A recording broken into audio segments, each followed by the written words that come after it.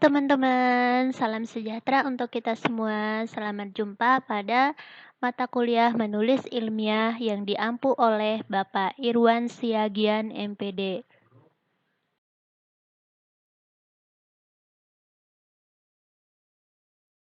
Perkenalkan, nama saya Asmawati, kelas R7D, Program Studi Pendidikan Bahasa Indonesia. Pada kesempatan ini, saya akan membahas mengenai isi dan sistematika artikel non-penelitian.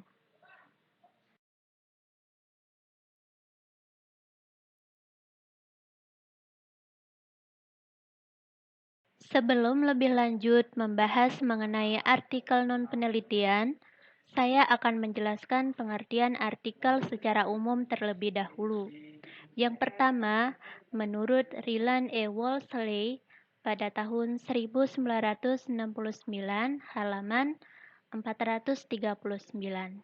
Artikel adalah karangan tertulis yang panjangnya tak tentu, bertujuan menyampaikan gagasan dan fakta dengan maksud meyakinkan, mendidik, atau menghibur.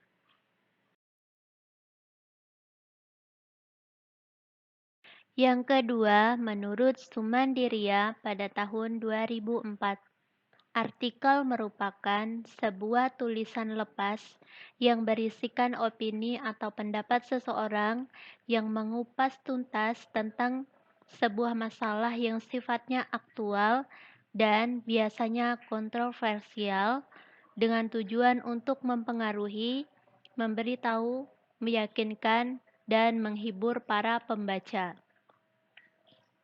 Jadi, seperti yang kita tahu dan sering kita baca, bahwa artikel itu adalah karangan tertulis yang berisikan opini atau pendapat seseorang yang mengupas secara tuntas mengenai masalah yang sifatnya aktual dan kontroversial dengan tujuan untuk mempengaruhi, memberitahu, meyakinkan, dan menghibur para pembaca.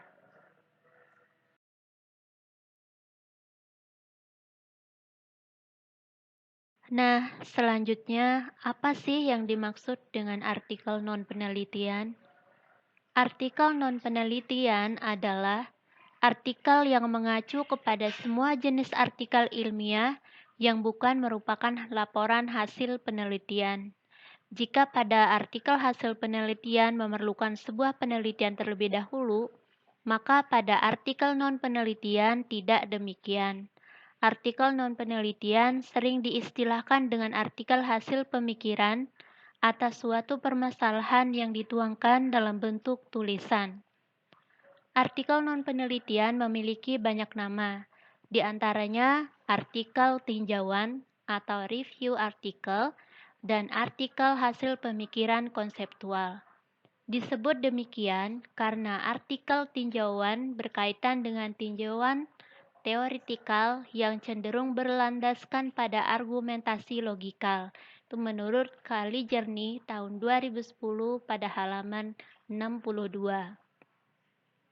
Sehingga sering dikatakan artikel hasil pemikiran atau konseptual merupakan penuangan pikiran atau gagasan penulis tentang suatu hal yang pengembangannya mengikuti kaidah-kaidah berpikir ilmiah, yakni logis, kritis, objektif, dan sistematis.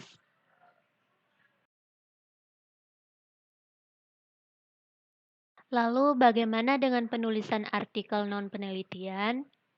Penulisan artikel seperti ini biasanya penulis terlebih dulu mengkaji tulisan-tulisan yang relevan dengan permasalahannya, baik yang sejalan atau yang bertentangan dengan apa yang oleh penulis artikel dianggap benar, menurut Suhadi Ibnu.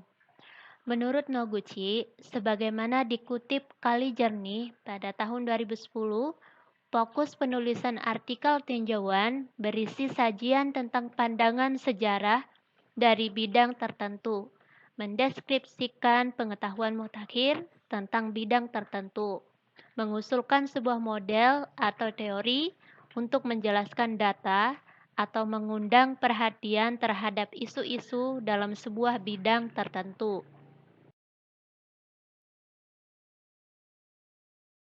Apa saja unsur pokok artikel non-penelitian?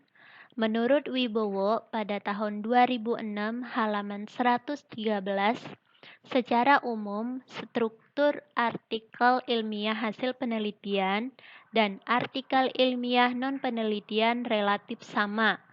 Pada artikel non-penelitian tidak ada bagian metode. Isi dan format artikel non-penelitian, walaupun memiliki sejumlah unsur-unsur yang relatif sama dengan artikel hasil penelitian, secara substansial memiliki perbedaan. Pada artikel non-penelitian tidak memiliki unsur-unsur metode, hasil, dan pembahasan seperti yang terdapat pada isi dan format artikel hasil penelitian.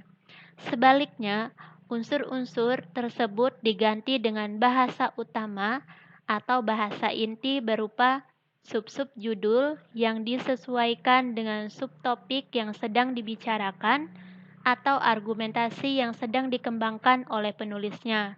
Menurut Adnan dan kawan-kawan pada tahun 2005 halaman 71.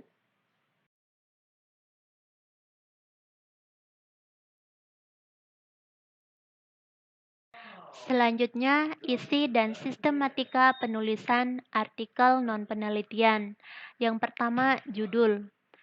Judul berfungsi sebagai label yang mencerminkan secara tepat isi yang terkandung dalam artikel. Untuk itu, judul hendaknya ringkas dan informatif, dengan jumlah kata tidak lebih dari 12, sudah termasuk kata penghubung. Agar judul dapat dibuat singkat dan ringkas dalam 12 kata, hindari kata penghubung dan penyebutan objek, tempat atau bahan penelitian yang terperinci. Judul mengandung kata-kata kunci dari topik yang diteliti.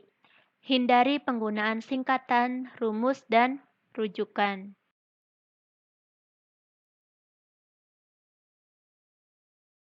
Yang kedua, nama penulis atau kepemilikan.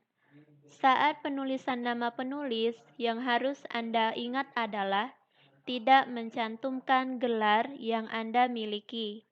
Akan tetapi, diperbolehkan mencantumkan gelar kebangsawanan ataupun gelar keagamaan. Nama lembaga tempat si penulis bekerja akan ditulis pada catatan kaki di halaman pertama.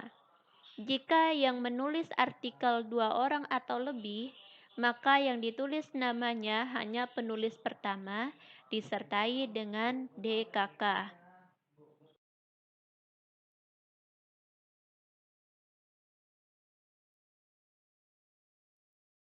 Yang ketiga, abstrak dan kata kunci.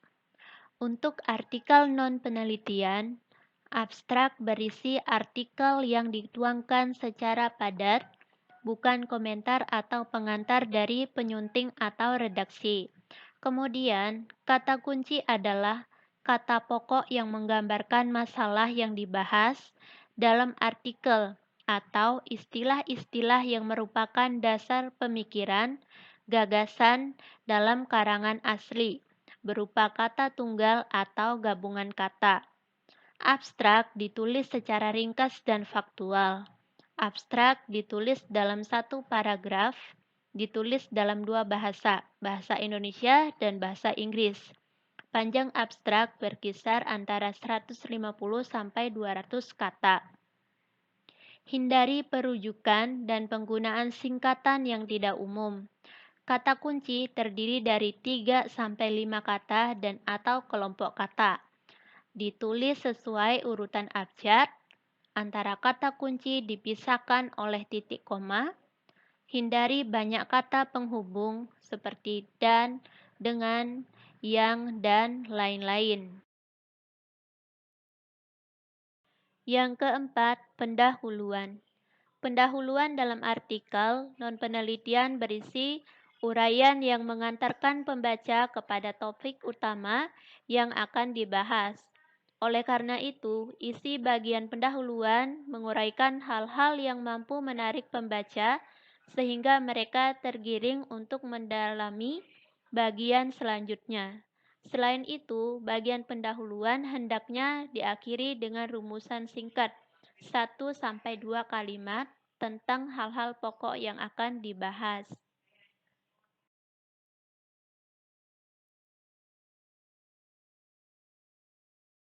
Yang kelima, bagian inti. Pada bagian inti, membahas tentang berbagai argumen, kupasan, analisis keputusan, dan sebagainya, atau bahkan masalah yang akan dibicarakan oleh penulis itu sendiri. Yang perlu diperhatikan adalah ketika menulis bagian inti, harus menggunakan sistematika yang logis dan urut, atau pengorganisasian isi yang baik. Jangan mengulas atau menampilkan bagian ini terlalu panjang, yang membuat pembaca menjadi bosan.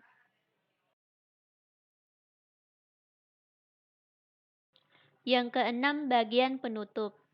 Penutup biasanya berisikan kesimpulan dari artikel yang telah ditulis sebelumnya. Dapat pula ditulis dengan menggunakan subbab agar memudahkan untuk membacanya.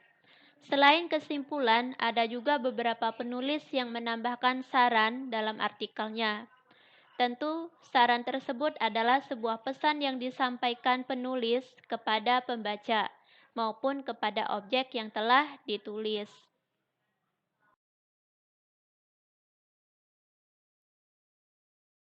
Yang ketujuh, daftar rujukan atau daftar pustaka. Menurut Walija pada tahun 1996, halaman 149 mengatakan bahwa daftar pustaka atau bibliografi adalah daftar buku atau sumber acuan lain yang mendasari atau menjadi bahan pertimbangan dalam penyusunan karangan. Bagian daftar rujukan terletak pada bagian akhir dari artikel.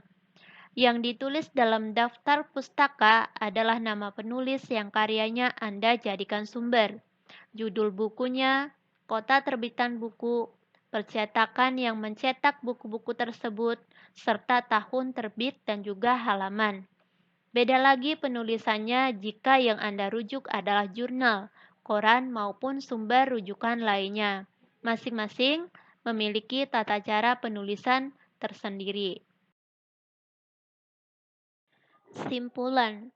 Akhirnya yang dapat saya simpulkan adalah artikel non-penelitian adalah artikel yang mengacu pada semua jenis artikel ilmiah yang bukan merupakan laporan hasil penelitian.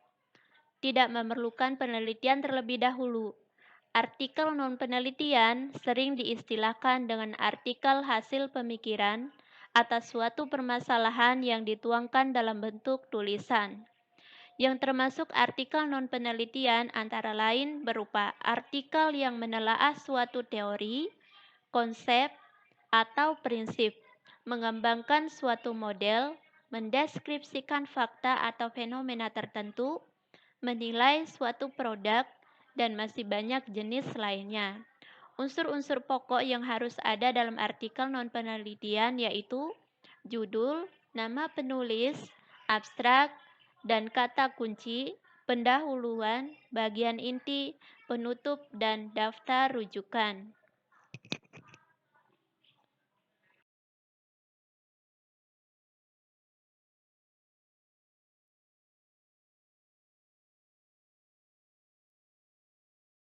Sekian yang bisa saya jelaskan. Atas kekurangan dan kesalahannya saya mohon maaf. Dan semoga bermanfaat bagi kita semua. Terima kasih atas perhatiannya. Selamat pagi.